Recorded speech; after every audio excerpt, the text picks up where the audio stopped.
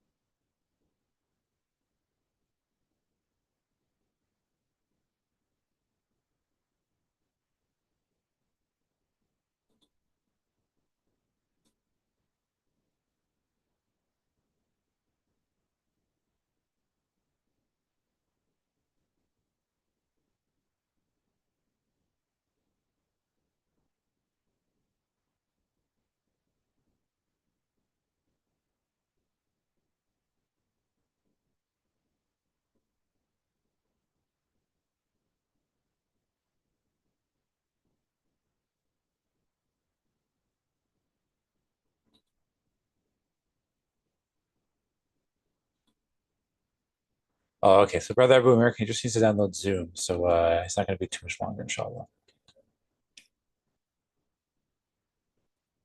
Okay, so um, okay, good. We're here. All right. Okay, so we got some viewers. I'm just going to speak while Brother AbuAmerican downloads Zoom. So we're going to talk about. No, I'm going to mute the other channel here. I'm hearing myself talk here.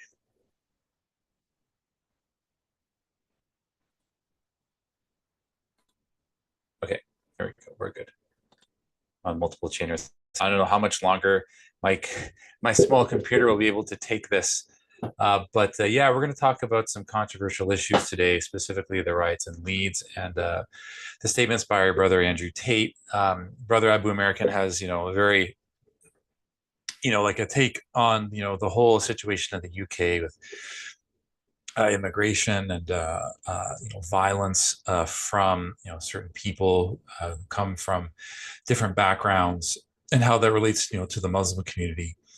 I have my own takes on it. I try to be as balanced as possible. Now, what Andrew Tate said in his recent statement, I think was a video message, clarified his position. And I don't think he said anything wrong. I think that what he said was right on the mark. Obviously, some Muslims and they don't agree with him. But inshallah, this gets the dialogue going. But yeah, I mean, I'm glad that we're having this conversation. Obviously, Sensei AbuAmerican, he's more candid about this than I am. He has more experience being in Europe. He comes from an African American background, so he's gonna tell it like it is. I try to tell it like it is as much as I can. If as compassionately as possible, because I care about the overall health of the Muslim community and the Ummah as a whole. And I think that we really mainstream Islamic leadership really does not understand just the overall varying opinions on Islam, Muslims, immigration in the Anglosphere and Europe proper as a whole, and B, even among the right, the different factions that live amongst the right. And when you're unaware of these variables, you can end up doing more harm than good. And I really think that that as a whole ends up being bad for the Muslim community as a whole. And we as representatives of the Muslim community, we have the right to have our voices heard. Because okay, here we go. We got Brother AbuAmerican here. That's a bit of in. Okay.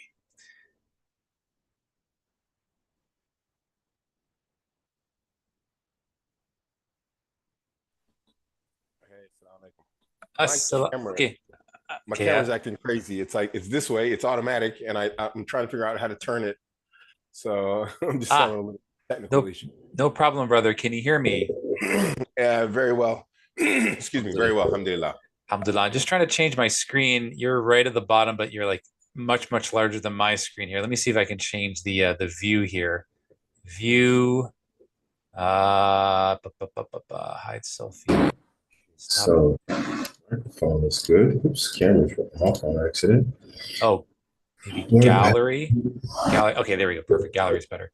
I All right. really don't know how to change the angle of the camera. It's like on my camera, I'm like, I don't know how I'm to a little fix bit. that. I'm a little bit off center, but here, that's perfect. That's better. Okay, good. Hmm. Good. Okay. Give me 1 second. I don't know. I guess I'm. Is it bad, my video? I mean, it looks. You're just a little bit like you're a little bit cut off, at the Yeah. beard level. I don't know. You may want to just like move the camera back or move your chair up. Yeah. I guess I'll Back a just bit. sit up higher. I don't know why. Like I said, my camera, it does like adjustment and it's like this. It's like phone style, and I don't know how to change it on the Okay. I settings. I'm see. I not see. really sure why it won't change. That's definitely better though. I think you're if you maybe you could move up a little bit higher, I Boomer. might have to find something to sit on then. Get a phone book. I know, right? I wish they still make those. Yeah, that's Let's right. see if my chair goes up. That's it. It's as high as it goes. All right. Guess we'll have to- Let me see if I can Google it real quick. I'll be real fast. Yeah, sure.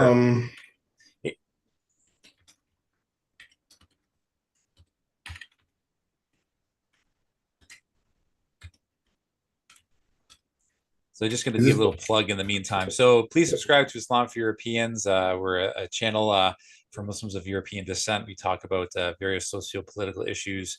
We're just starting to do Islam 101 classes. Yeah. Oh, you're upside down now. Okay. Yeah, there you go. It's like the camera itself Yeah. will adjust. That's okay. Rotating zoom support. That's it right there. Let me see if I can get this. Is this going to be live? It is live. Yeah. Oh, we're live right now. Yeah. Sorry. I'm not really tech savvy. My apologies.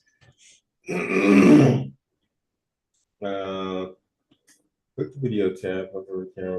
That's wrong. While in a meeting. Camera. I'm sorry, guys. I apologize. That's okay.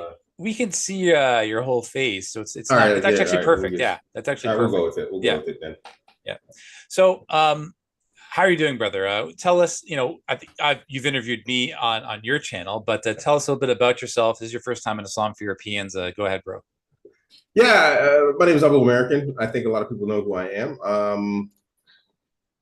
I kind of got started in the whole, I guess, internet social media scene through relationships and whatnot, talking about relationships because anyway, the whole story is I didn't leave. My ex left our marriage of 26 years and I ended up going back out into the field and it was a nightmare and I couldn't find help anywhere. And so I taught her, I was like teaching and learning at the same time, all of the crazy out there. And it took off into a bigger thing, something I didn't expect it to turn into. And yeah, here I am as AbuAmerican. And then I just have a lot of opinions on stuff in general that bothers people.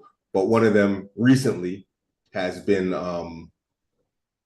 immigration and, the state and the condition of the Muslims in the West. But I've had strong opinions on that for quite some time. So that's me in a nutshell. I'm an American that lives in Germany also. Yeah, it's interesting to hear your takes, brother AbuAmerican, because you have the African American Muslim experience, you have the convert experience, you have the experience of living in both the United States, and now you have the experience of living in Europe proper. So you have a very unique perspective that I think a lot of people need to hear about.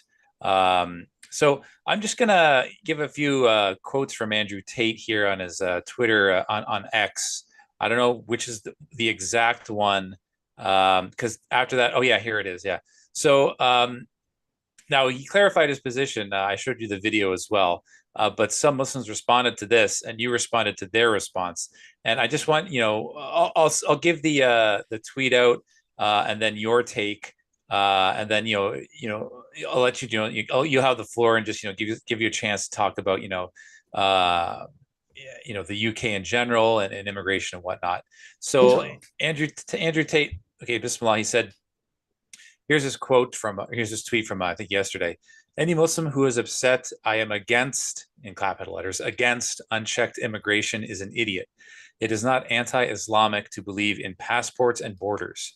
Does Dubai allow unchecked immigration, or is it some of the strictest in the world? Muslims who claim the UK should not have a border are hypocrites.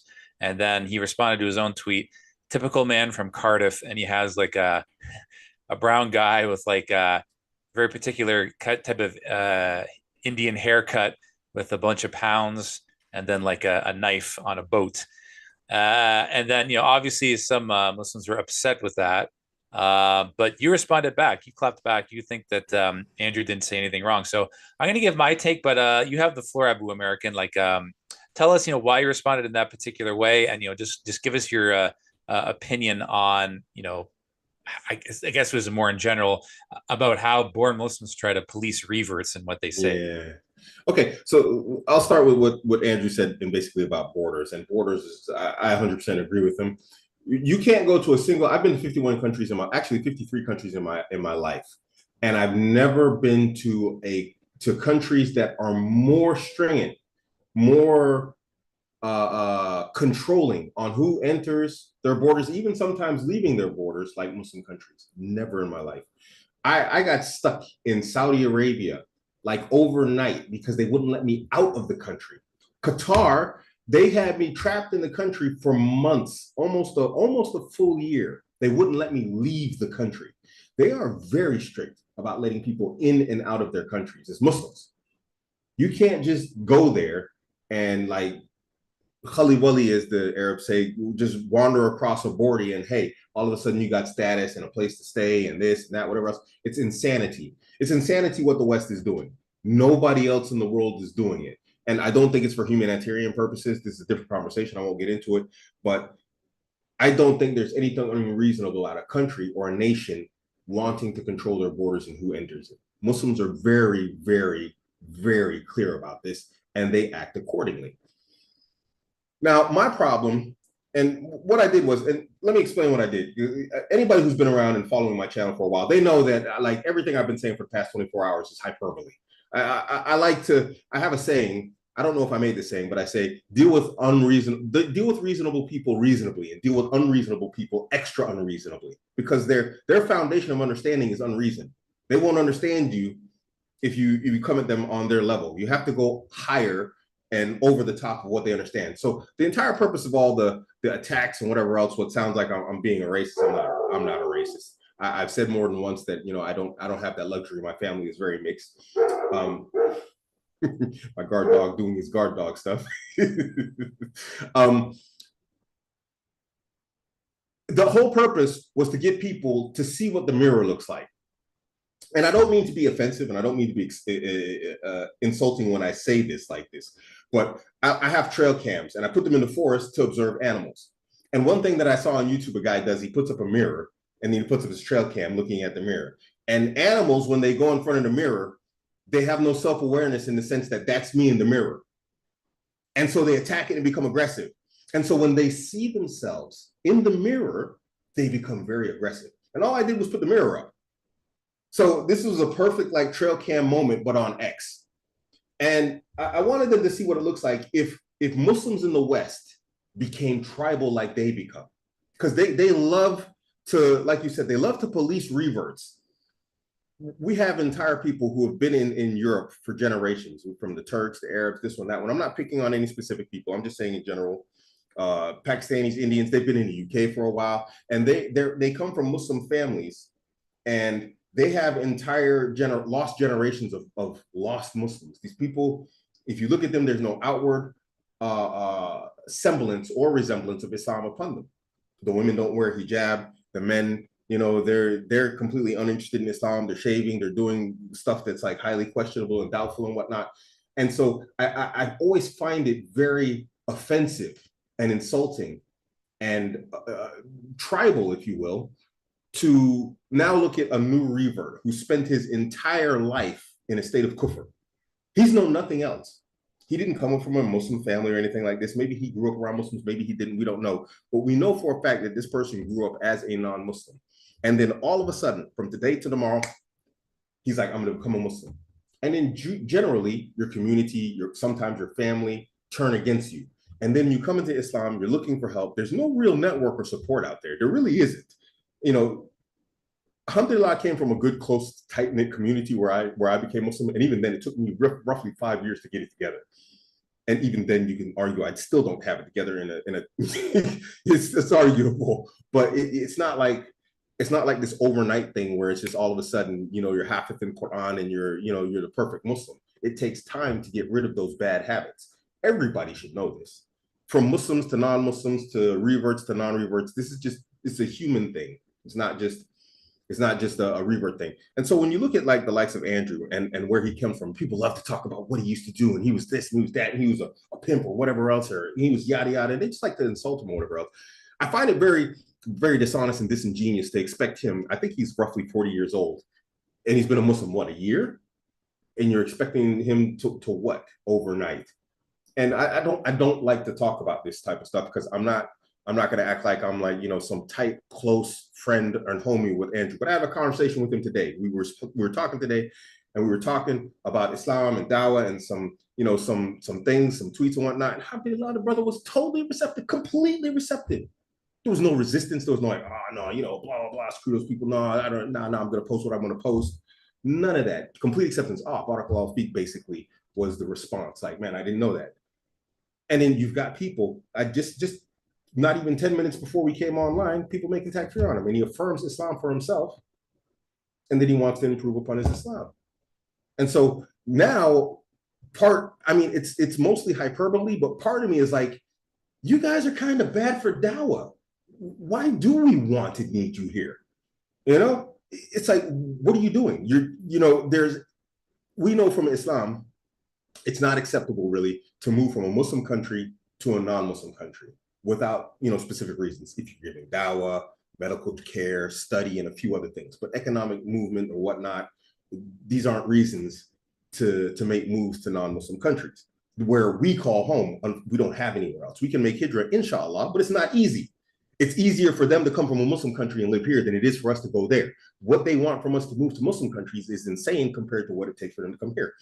And so it's like, when you guys come here and we look at a lot of the problems, I don't want to get into stereotypes, because the Muslims I know, they're industrious people. The ones I know, you know, they work hard, they do their jobs, whatever else, you know, they're not like, you know, weirdos of X.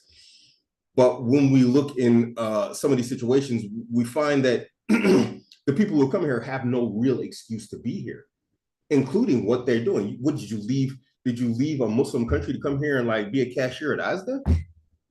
You know, at a shopping center, is what you came here for, to be an Aldi checkout cashier or a shelf stocker? What are you doing here? And then to top it off, you're not even good at dawah. You're the anti-dawah. You push people away from Islam with your behaviors and your mannerisms. And a lot of times they don't really, I don't know if they don't see it. I find that difficult to believe, you know, but maybe it's the case, you know, I'll make the excuse for them. But these are the anti-dawah to the people that we grew up around, the people sometimes we call family. I want my family to become Muslims. But then if my family comes on my ex, and they understand I'm a kind of an eccentric guy, they grew up with me. My friends, my brothers and sisters on X, who love me for the sake of Allah, alhamdulillah, for their patience and for my crazy, they know I'm an eccentric guy. But they will have no understanding for a Muslim. And I say, hey, mom, hey, dad, hey, bro, sister, become Muslim. They have no understanding for a Muslim who was born and raised upon Islam calling me a monkey. And I've been called a monkey like about 9, 10, 15 times since yesterday. The ethnic and racial slurs that they just throw out like it's sport. Oh, you don't know your lineage, you're from slavery. Yeah, that's true. I don't care. I'm a Muslim. Why do I care about lineage? Does that matter in Islam? If my great uncle, if he was some great hafiz, whatever else in Islam, that doesn't transfer over to me, it means nothing. I am in my grave alone on you know, I'm judged alone. These things don't matter. Lineage doesn't matter in Islam. What kind of dawah is this? I've got 15,800 people following me on X, and they feel no shame knowing that a lot of these people aren't Muslim to come up as a Muslim and start cussing people based on ethnicity. What, they don't want people to accept Islam? I find it very problematic. And it's like, hey, if that's who you are, we got enough of that here. I can go into downtown Berlin and I can find bald-headed guys with swastikas tattooed on their head that'll call me monkey. What do I need you here for? There's people that are from here that I can go and find to, insult me like this. Your manners are the same as theirs. So why are you here? You're not doing anything spectacular in terms of dawah. You're giving anti-dawah. You're not like a massive contribution to anything in any way, shape, or form, not even to yourself. So why be here? Yeah. So I am being I'm using hyperbole and I'm being like over the top. I admit it. I'm being extra, but at the same time, it's kind of like, well, now that we're here, and now that you're acting like this, let's just go with it, So I wanted to teach a lesson. Like I said, hold up the mirror, and they hate the mirror, and it was kind of beautiful to see, like, hey, you don't like who you are. And yeah, it kind of worked. Some people got it, most didn't. Yeah. So thank you for that, AbuAmerican. Thank you for your candid response to that. I don't disagree with anything that you said. I do think though that there's a couple of factors that play as to, I'm just thinking of reasons why many of them, not all, but many of them think this way, while simultaneously trying to give dawah. Let me give you an example. Okay. There's a well-known Muslim influencer. I'm not going to name names, but he was trying to give dawah to people on what's called the dissident right. So many Muslim influencers are completely unaware that there's actually at least two factions on the right. One very anti-Islam, which is one you always see, your Tommy Robinsons, your Douglas Murrays, and so forth. Yes. And you have the dissident right who hate the anti-Islam right. Actually, they hate each other. They overlap on certain things, but not everything. And their opinions on Islam range from negative to positive. So, this influencer was preparing for an interview with someone on the dissident right. And I think a couple days before, he put a picture of the Eiffel Tower on X with like 4 Arab minarets all around the Eiffel Tower. Okay. And it was like really dark and like foreboding, like it was something out of like, Star Wars. And then it's basically, the tweet was, can't say verbatim, but it was like, inshallah, in 2030, you will see the Eiffel Mosque. Non-Muslim women will be forced to wear hijab, and show this to your non-Muslim friends and family. I'm sure they will love it. So I think, part of it is a lot of these people, they don't have a non-Muslim family. They don't have a non-Muslim community to go home to. So even though they may be visibly Muslim, as compared to me, it's just, white guy, they wouldn't think twice that I'm Muslim or not. There's no consequences for them to talk this way. So while this may not affect people taking it actually might affect, but it may or may not affect people taking their shahada. It certainly doesn't help the situation of creating an environment where, you can convert to Islam without being seen as a complete and total traitor, or lasting as a Muslim after you do take your shahada. Yeah. So I really think that what they're doing, even if they're trying to give dawah to these people, is that it's like 1 step forward and 10 steps back. They want people to take their shahada, but they don't realize the environment that they're going to enter into when they do become Muslim. And you have Muslim communities who, like you said, they don't interact with the general non-Muslim public. Basically, it's assimilate or bust if you're a convert. You have to jump right in. You have to dive right in. Like you said, you have to hit the ground running. You have to become a hafiz. You have to wear the thobe and the kufi. And only like a few token converts are going to be able to do that in their lifetime, let alone in a couple of years. So I really think one of the big factors is that they're in a totally different situation than converts. Whatever they say on X, whatever they say on any social media site, it doesn't have an impact on their family life. They're not going to get kicked out of their family's house. They're not going to get written out of the will. They're not going to get fired from their job. And I really think that it's very difficult to get many of them to see that. So I just wanted to get your take on that, Abu American. Now, what do you think about that?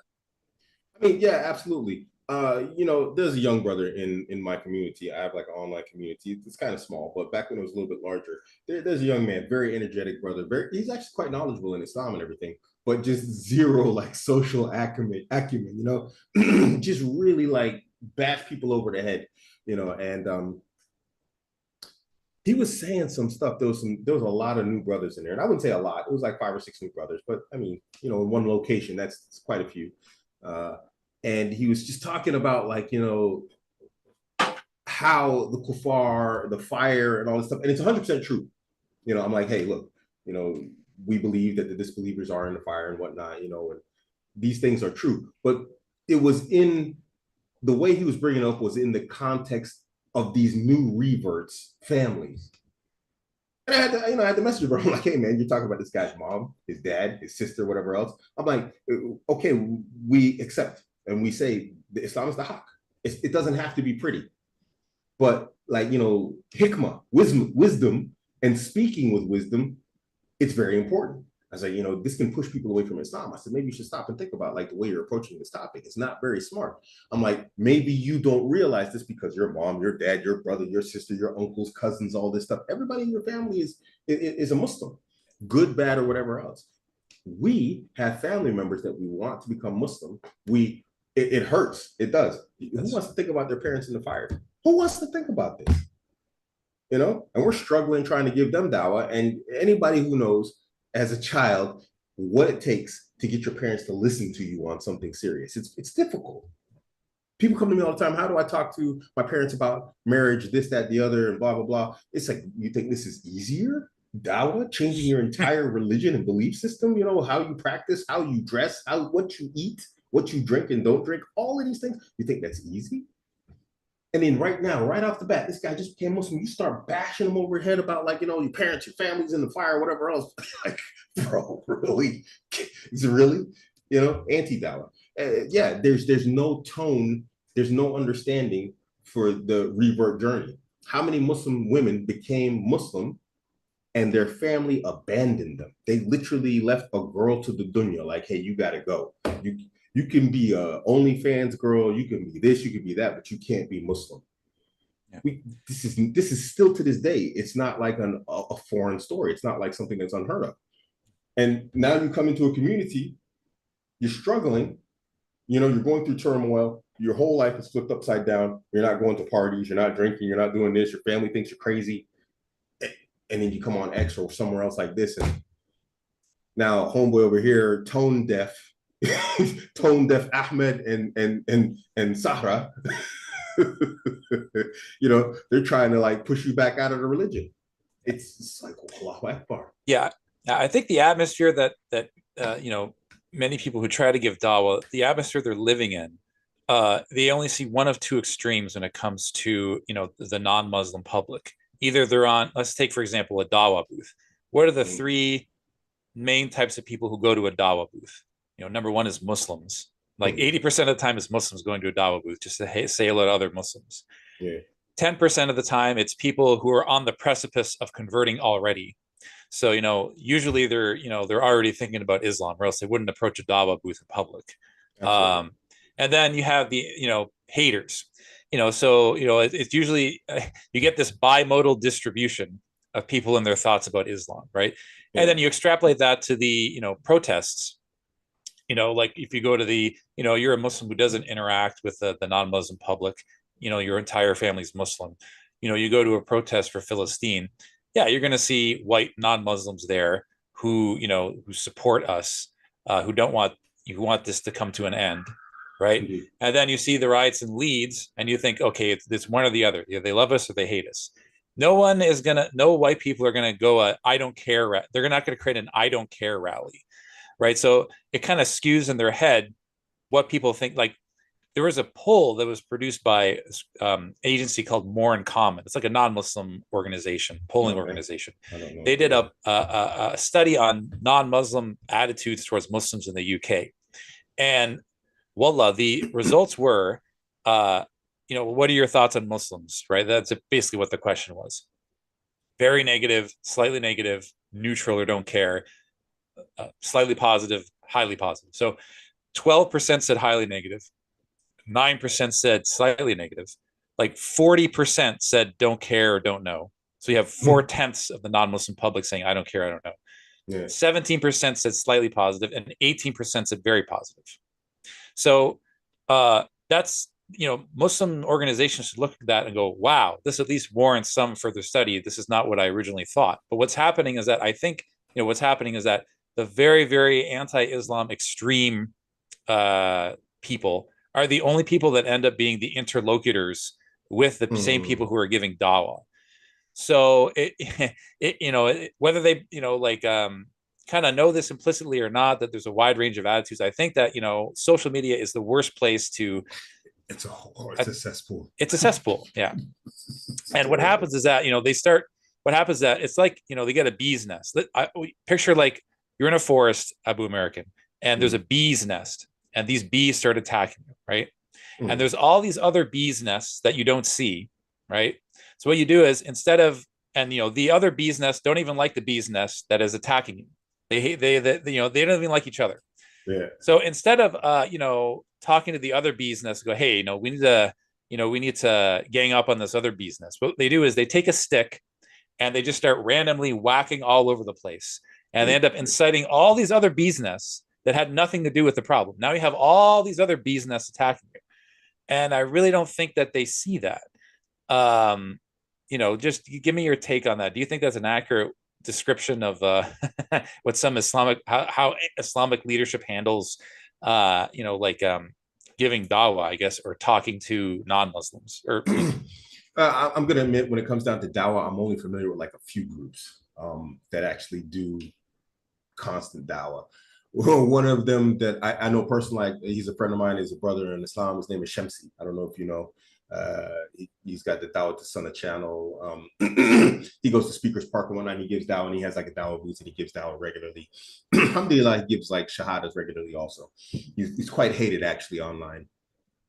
And so for me, my knowledge on this would be kind of limited because the guys I know that actually set up dawah booths, they actually do a pretty good job. I mean, they're in touch with the community. They're on social media. They see what's going on. They know what's going on, and they actually have a tuned-in approach to the local community. When I say the local community, I mean like the local non-Muslim community of the country they live in. I think Shamsi's from like North Africa somewhere, but he's really good at dawah, and he's really good at understanding like, current affairs and all these types of things. So I haven't really spent a lot of time looking at like other dawah and, how, masjids and whatnot handle it. My impression is that is ambivalent the right word? It's the same as the 49%. They just don't care. They're just like, I'm here, I'm living my life. I got like, I've got my masjid or whatever else. And those are those people over there. And for me, that's a problem. And it's a problem because, okay, Germans aren't my people. I'm obviously not a German, but I grew up here. I speak German. It's where I live. I work with Germans, whatever else. And so when I'm around my neighbors or I'm at work, I do my best to present the best form of Islam that I can, even if it's not like in your face. I'm not like, giving hardcore dawah, but everybody knows without question I'm Muslim. I make it clear, not like a vegan or something, but it's like, there's always the opportunity. Is like they want to give you something to drink, they want to give you something, some food or whatever else, and I'm like, hey, look, yeah, I'm Muslim, thanks, but it's not something I eat or whatever else. And so when they look at me, they're like, oh, okay, this guy's, he's cool. He doesn't do like crazy stuff. He doesn't go out to the parties and the bars, whatever else. So this is my type of dawah that I can give like on a base level. I actually care. I'd like to see these people become Muslim. And I understand that a lot of people, because of the media, are not open to the conversation. So what is my dawah? My dawah is my manners, And so I try and put on the best manners as possible. Alhamdulillah, in public, this is generally, you find that the Muslims have good manners. But there's no care as to whether or not the people become Muslim. I'd like to see this be a Muslim country. Germany is like my second home. I get a passport in a few months. I probably am not going to go anywhere else. I'd like to see Germans become Muslim. I think they'd make amazing Muslims because they're very disciplined, very, knowledge-based people in terms of very technical mind. I'd love to see it become Muslim. Well, But Germans who are cares? Germans are converting to Islam just like other Yeah. Europeans. The problem is they're not collectivizing like the African No. American community did. So, there's really no place for them to go. And part of the problem is that, the anti-Islam faction of the right prevents this from happening. Imagine if, there wasn't this anger towards Islam, in among European countries. Like I'll give you a perfect example, just an anecdotal example. There was a friend of mine who converted to Islam, and like people were telling him, you should marry another convert.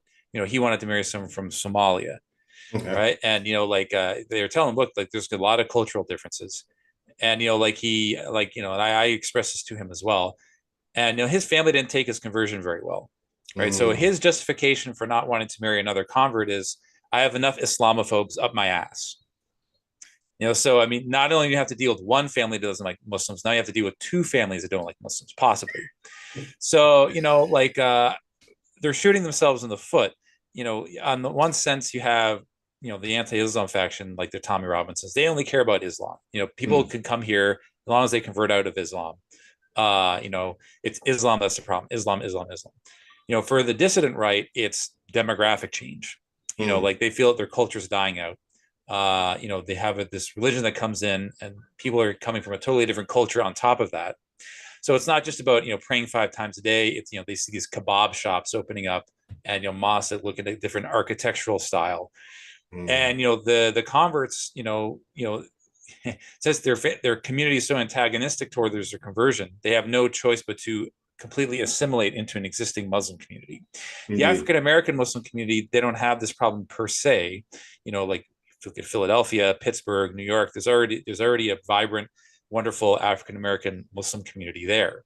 Indeed. But when it comes to Europeans, it's one of several reasons why I've never thought of doing this. I mean, Islam for Europeans is a very small channel. We don't have any funding. We only have like 2,200 subscribers.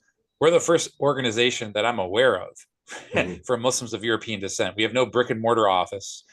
And we're just at the seed level of analyzing why, like you said, why are Germans not converting to Islam en masse? They are. It's just that there's no breathing space to have this kind of authentic synthesis of Islam with German culture. Yeah. So so I don't know, what do you I know, like I've spoken to many people from have different takes on they have different schools of thought. Like mostly I talk to Sunni Muslims, and most Muslims I've talked to they're either one of the four, follow one of the four madhabs. But I've also talked to many Salafis, and I know you consider yourself Salafi, Indeed. who also agree with me. So I don't think this is a Salafi madhab issue. So I wanted to give your take, someone who follows Salafia, like is this within the bounds of Islam, or is it quote unquote causing division? So what do you? No, I don't think it's causing division. I'm how to approach this clearly. It's a controversial question. If I come back to it, yeah, I think. Let me just say it. I'm just gonna say it, and then let's just let the bullets fly. I think one of the worst things that can happen to European reverts is to have an outside cultural individual from like the Arab world, the Southeast Asian world, or whatever else come in and be the idara, the management, or whatever else involved in a masjid or an Islamic situation for European reverts. This comes back to that whole tone deaf type of like situation. Having traveled to 53 countries, I was looking for a Muslim country to live in. One of the reasons why I came back is because I'm just like, as much as we have the same religion, we just really don't fit together. You know what I mean? I can go to Africa. I've been to Africa.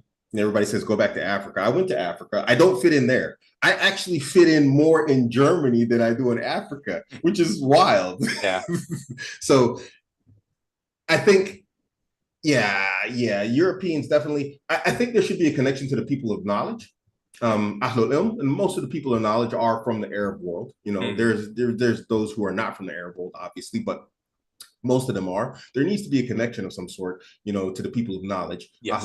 because the study of Islam as a science, it's well established in the Arab world. Like they like to say, the first university was what? Al-Azhar, right? Mm-hmm. And I mean, Islam's been studied there since forever.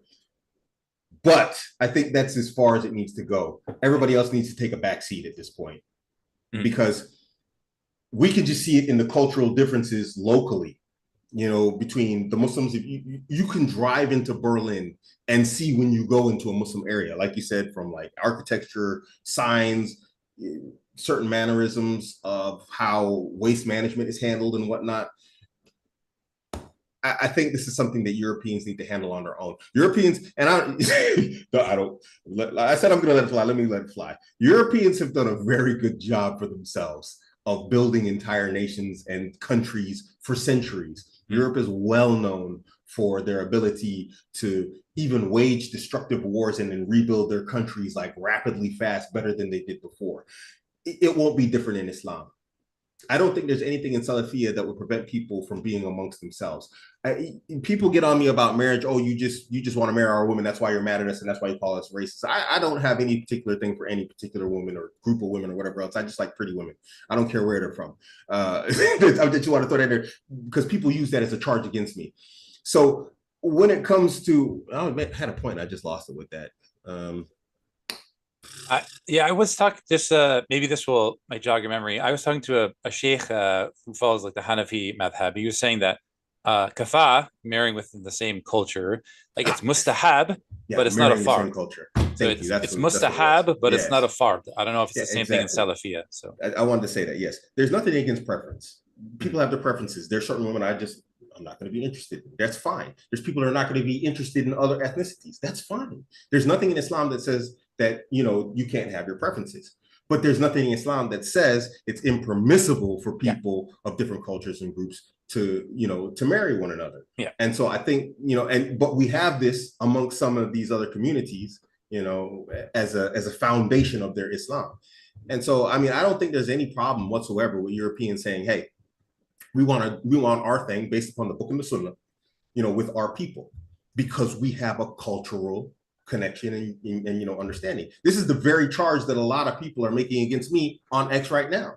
But then when Europeans do it, why is it a problem? Because it becomes a problem when Westerners and Europeans do it. I come from a Western mentality. I'm not ashamed of being Black, whatever else, but I just don't have a people really. My mother's half Desi. My dad's Black. My grandfather is a white guy. He's like, there's no mix in him whatsoever. There's not a drop of anything in him. So I come from a family that's mixed up. We don't hang with anybody but ourselves. So when I speak of Westerners, I'm like, hey, I just want to hang out with Westerners. I received da'wah from Westerners. I took my shahada from a Westerner. I've come up around. I've learned the most Islam from Westerners and other Salafis from like the Birmingham community. So I think it's probably better because you're more apt to listen to people who understand your journey as a revert. The best da'wah I've ever received was always from reverts. It's because they understand the journey. They're like, hey, look at it like this. And then they give an example that you culturally can relate to. Now, Germans and Americans can culturally relate. They have very different languages, but the Western society in general, from how you become, how the non-Muslim life is, and then how you become a Muslim, it's almost identical. From the haram that you leave and all these types of things, family problems, all this type of stuff. So that like white Europeans would get together and say, hey, you know what?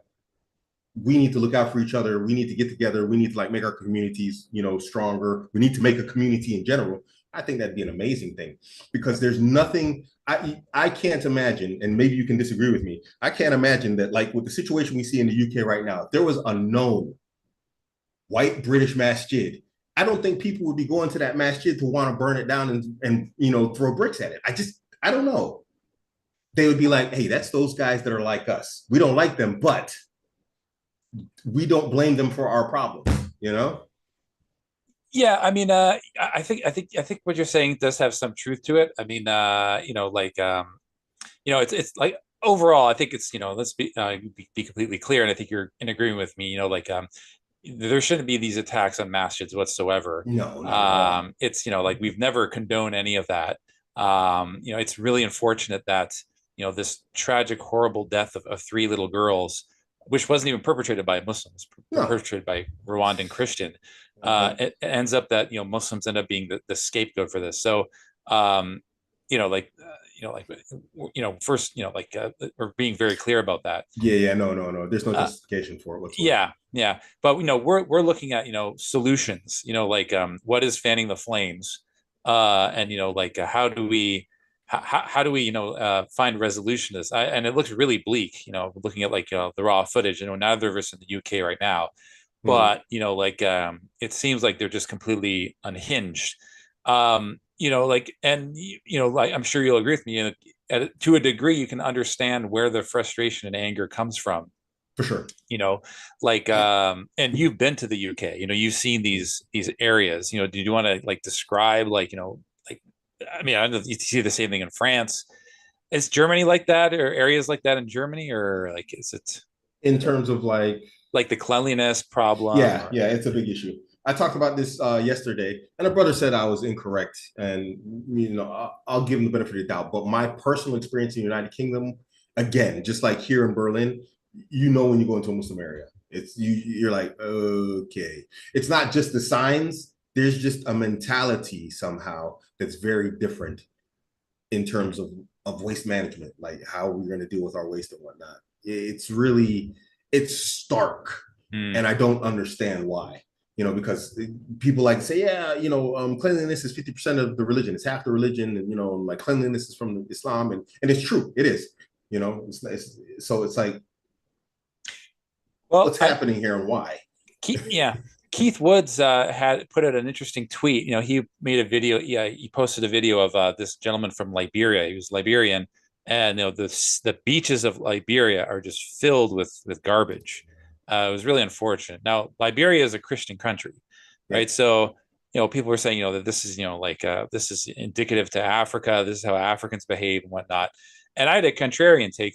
I found a website that had the 10 most beautiful beaches in Somalia, and you didn't see any garbage. Nice. It shows that I don't think you can't really pin this problem on Islam. When you have fair. Somalia, for all the problems that it has, they have some pretty clean beaches. I was just like, wow. Well, yeah, I mean, you look at places like UAE, and a few of these other places like Qatar. They're very clean places in general. I mean, I spent a lot of time in Qatar. I spent almost 9 years in Qatar. Beautiful place, very clean. Yeah. I mean, okay, fine. I agree. I can acquiesce to that point. It's a very apt point, because you know what? It's true. If you go into just general foreigner areas, like non-European areas, is a general thing. When you really think about it. But I guess the reason I look at it and I speak about Muslims, because I have higher expectations of Muslims. So when I know a little bit about Islam. I'd like to think I do. And it's so my expectations of the behaviors and the manners of Muslims, I hold them to a higher standard than I do everybody else. I don't know if that's unfair. I don't think it is. It's not the easiest thing in the world to be a Muslim, but it's not also the most complicated thing. And this is something that I think every individual should want, cleanliness in your neighborhood and whatever else. To be honest, I don't really think about other communities in that sense, other than how can I, like my neighbors, I live deep country. I live in far right deep country Germany. I don't know if you ever heard of the party AFD. They're considered to be right. Yeah. I live in the AFD Central. This place votes 80% AFD. My neighbors, I'm not saying they love me, but we're good. You know what I mean? And they know I'm Muslim. My wife walks around in a niqab out here. We get funny looks and all these types of things, but I keep my yard clean. I keep myself clean. I don't make a mess. We actually partake in non-shirk community things. They have this thing where they build birdhouses every year, whatever else we go, do our thing with them and all that, so that they can see that hey, we're actually normal people. This is our dawah. So it can work.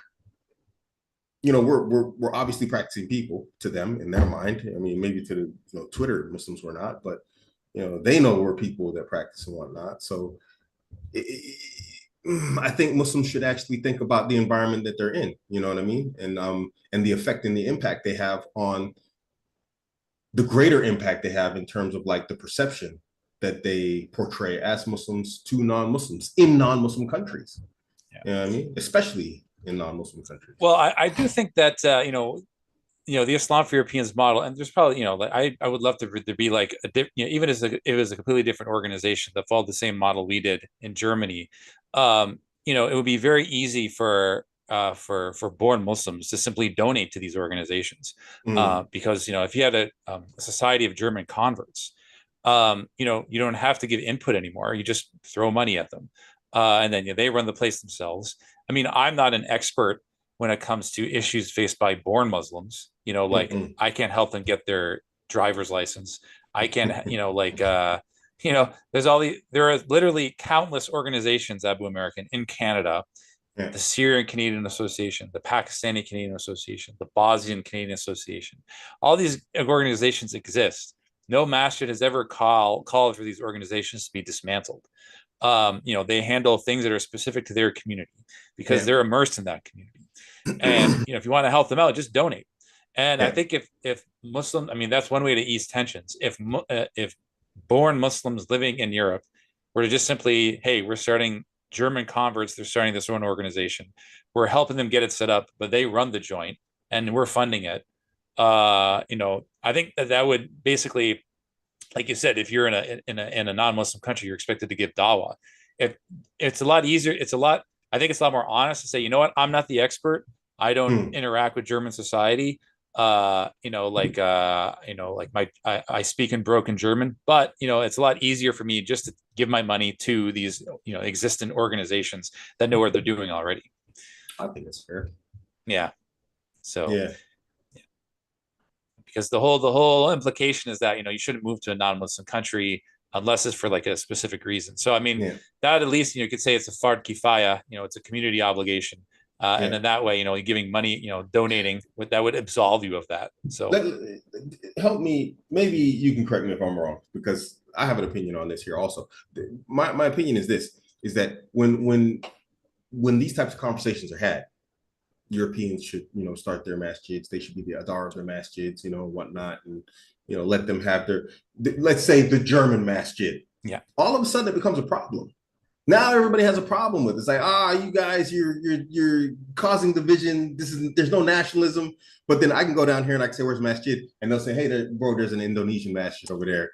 There's an Arab masjid over there. There's a Turkish masjid over there. There's a Somali masjid. But then if you say there's a German masjid, what are you doing? Astaghfirullah. Yeah, astaghfirullah. There's no nationalism in Islam. And I'm like, what? This is the response I always get when I start talking about this topic with even people like face to face. I'm like, I think Germans should actually have their own masjid. When we start talking about the instability, the growing instability and the growing right movement, I'm like, you know what? We need Germans running masjids. I was like, I'm telling you, if you do that, Germans know their people better than anybody else. They will be the ultimate dawah that can actually bring this back. And then it's like, astaghfirullah, brother. Oh, like what? And like any theoretical German masjid or an Islam for Europeans masjid, anyone could pray there. We're not proposing anything different. You can come to our iftars, you can pray in the same rows as us. So we're not reinventing the wheel here. There's a brother in Slovakia, his name's Jan. He converted to Islam a couple of years ago. He's got a channel called the Slovak Muslim. He's doing something similar in Slovakia. Okay. And it's been very successful from what I hear. I don't know if Slovakia is down the road, but if you want to check that out, give me his contact information. I think part of the other reason I think AbuAmerican is that I think it's the converts themselves that don't want to take this on. They're very reluctant to do something like this for several reasons. I don't want to stereotype, but many white converts to Islam come from the political left, or a background from the political left. So they're kind of adverse to, white people getting together for any reason, or any self-identification, even if it's for the betterment of the whole Muslim community. And, just in general, Europeans, they tend to be more individualistic as opposed to collectivist. Yeah. So that's another factor working against them. And on top of that, like I said, we kind of implicitly stated, born Muslims are running overwhelmingly all the institutions, Islamic institutions already.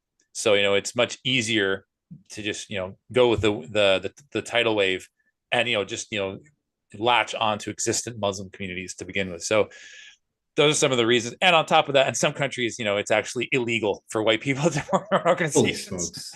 So if you Yeah. put all those reasons into a jar, I think that it's easy to say why this isn't happening. You see this in the United States with Islam and Spanish. Like I said, the African American Muslim community, the Zotzil Muslims in Mexico. I think with Europeans though, it hasn't really materialized. Which It is could be the unfortunate. case that they don't even see the benefit of it. That might True. be the case also.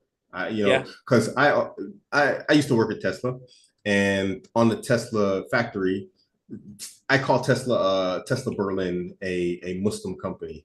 There's so many Muslims there; it's unbelievable. Probably something like 70% of the company is like Muslim, and there was no masjid.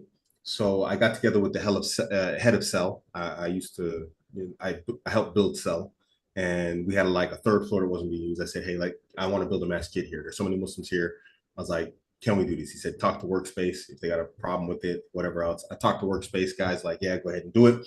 Open up a masjid, and yeah, running it was very stressful. But I saw the benefit. You know Yeah. what I mean? And I think maybe they don't see the benefit. I can only imagine when I look at like Germans as I know them, they only see trouble with something like that. It's like you start to go to an entire, like you said, we start gathering together as a people, unified upon something. Everybody's gonna look at us all crazy, like oh, you're the N word, not the black N word, the old German N word. The one. Oh, You're this, you're that, the whatever H else. word. Yeah. Yeah, the H word. Thank you. Yeah. It's funny that the N word works for both Germans and black people. Stuck to the law. That belongs to me. Okay, don't let anybody steal that. No problem. That's yours. Yeah, that's my eccentricism. So I can kind of see from the German mentality how they would probably not see the benefit of it. More cons, because they're conservative people also, like in terms of socially. They're not like they're not, they have very set and fixed lives. When I look at my neighbors and I look at the other neighbors one town over, it's like carbon copy stamps. And so conformity is a big part of their culture and their society. And so if you start coming out like, hey, we're going to open a German masjid, where does that fit in? It makes me an outsider within Germany. It might, I have to talk to a German revert. I need to see, Yeah. I need to get their opinion on this. Yeah, I mean, I've been thinking about this for a while. I mean, theoretically, even, I don't get canceled for this. Even anti-Zionist Jews would actually, I think, theoretically, they should support Islam for Europeans too. Because the track record that European Muslims have, with Jews is far better than European Christians. You look at the few countries that were Muslim, Bosnia, Albania, there's been far fewer problems. And we're people of principle. We don't agree with attacking any masjid or, defacing property, from the people of the book, whether they're Jewish or Christian. Insane. So, I mean, I know it's controversial to talk about. I mean, I watch a lot of these anti-Zionist Jewish channels like Katie Halper and Max Blumenthal. And, a lot of people on the right wing, they'll criticize even them because, they're kind of anti any type of, Western identitarianism. But at the end of the day, they want this genocide to stop. And, whether, regardless of what you think their politics are, the fact that this is ongoing is just exacerbating the refugee crisis. Yes, so, absolutely. Like in a theoretical world, they should support I4E too. But, I've yet to have those types of conversations when they come up. So, no, it's very difficult to get. Well, this is the beauty of me being an American in Germany that speaks German. I actually get very honest conversations out of Germans that I think they don't have with each other unless it's a very tight group of individuals that know themselves very well, like very close friends who grew up together. And so you get a lot of very honest opinions from them. And that's why I said I need to actually talk to a German revert to actually get their take on why don't you guys do this? Because there are German reverts. There are a lot of German sisters, you know. Yeah, it's a curious type of thing. Yeah. With the whole Jewish conversation, I'm not. I have to admit that I haven't watched any of their material or their, you know, their content. So I'm not Yeah. really. You don't need Yeah. to speak that if you don't want to. But yeah, I remember the one meme, well, you know, the meme with the kombucha girl where she's just like, the one frame is like, and Yeah, the yeah, next frame yeah, is like, yeah, so I remember what yeah. the one meme I had, I lost it somewhere. I want to refind it, but the meme I created was white nationalists when their son or when their daughter converts to Islam. White nationalists when they bring home a white brother.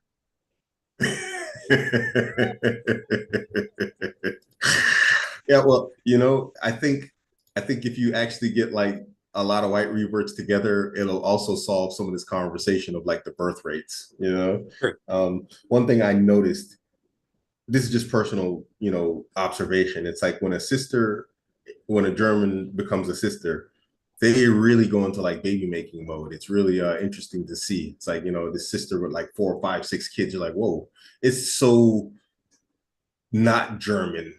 You know, it's like it kind of brings out the fitra.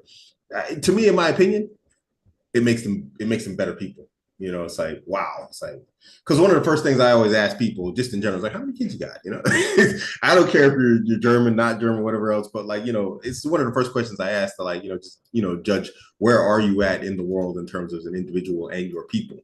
You know, I don't have the people, I just have my people, but I made sure to reproduce them. So it's always interesting to you know have that conversation and look at like the reverts and how it changes them for the better. And I think this goes back to what I was saying. I think Germans would make you know amazing Muslims, and I'd love to see Islam spread here. And so yeah.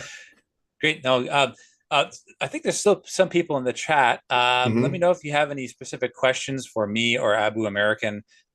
Just to drop, what do you have a channel or something you want to promote, brother?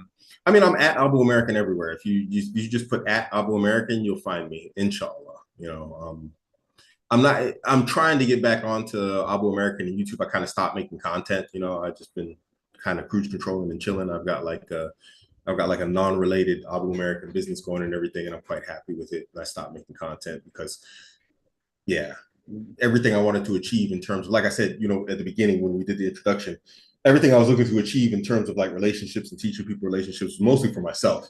And I was just taking people along for the journey. And now I'm a happily married man. I found what I wanted. I finally got that stability that I had like in my 26-year marriage, but I have that now with like multiple women. I'm kind of like, if you didn't pick up the clues, you know, or if you didn't pick up the lessons on the way, I don't know. I don't really have much more to teach.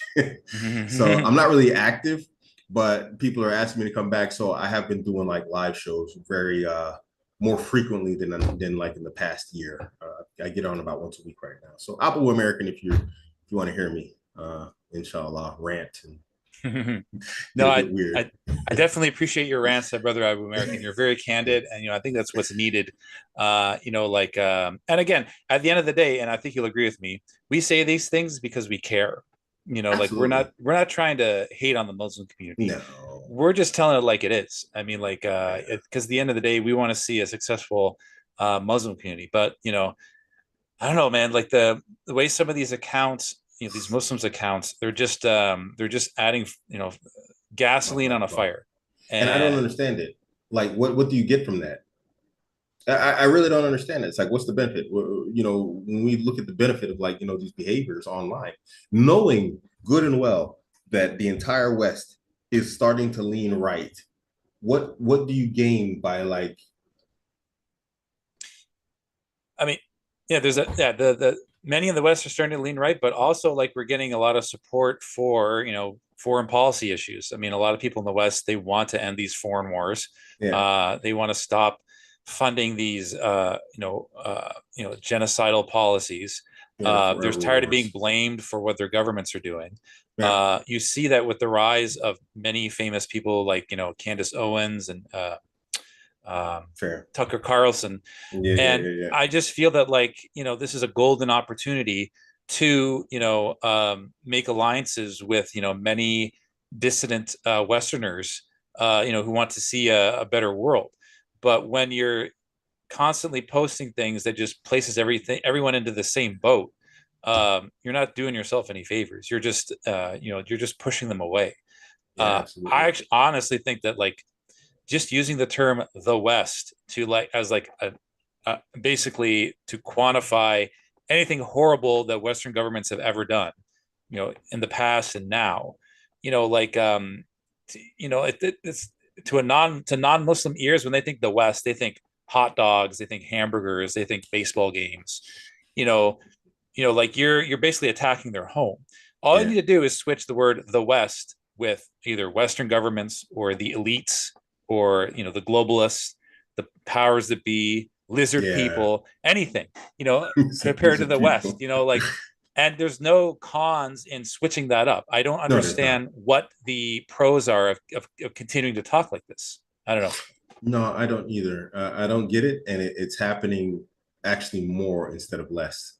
Uh, you would figure people would like kind of figure this out on their own, but They're not. they don't.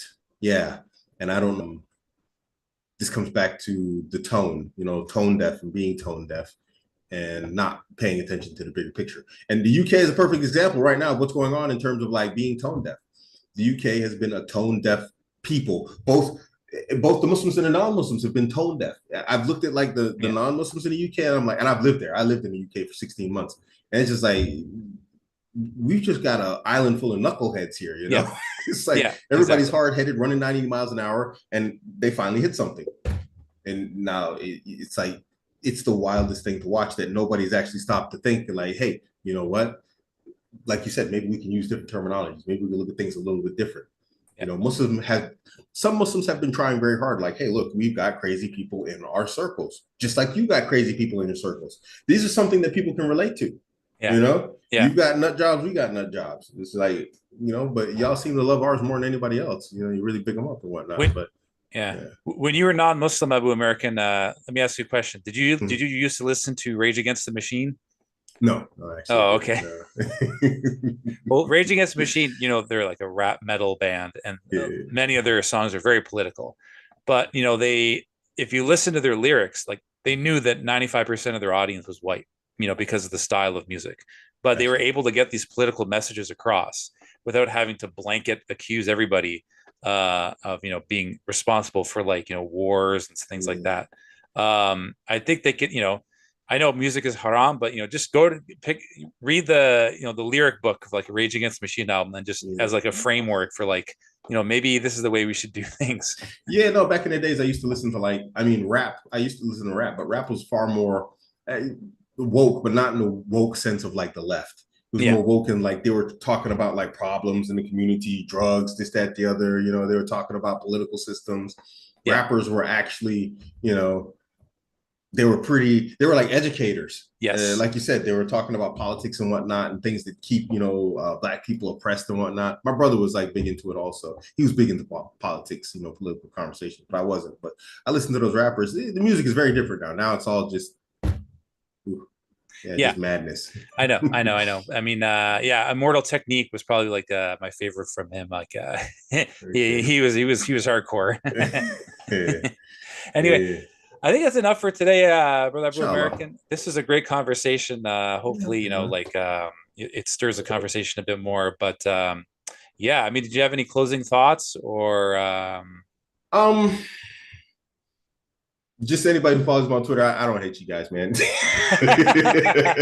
same here? I like stirring the pot, and I have a weird way of teaching, So Yeah, I came up as an educator. I was an educator for like a long time, and if you don't jar people, they don't pay attention, it's true. Yeah, So yeah, yeah, yeah, no, it's all love, and please just think about what you say and how you say it.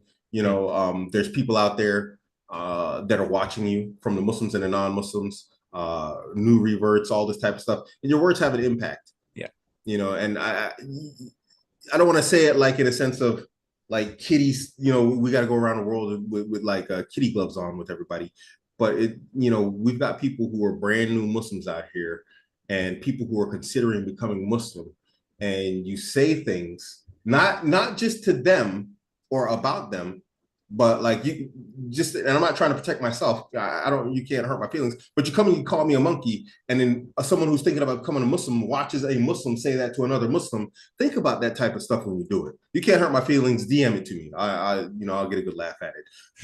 But think about the image you portray, you know, when you do these types of things. And I'll try and do the same, inshallah. Barakallah fikum. And that's about it, really. All right, perfect. I don't think there are any questions in the chat. I haven't really been paying attention to it much, but I don't see any question marks. So I guess we'll leave it at that. I'm not very tech savvy. Hopefully this recorded on my channel, but we'll call that a wrap. Thank you very much for coming on, Brother Abu American. And no problem, we'll call it a day. Assalamu alaikum wa rahmatullahi wa barakatuh. Okay, the stream has ended. Okay, we're not live anymore. Yeah, sorry to jump that on you.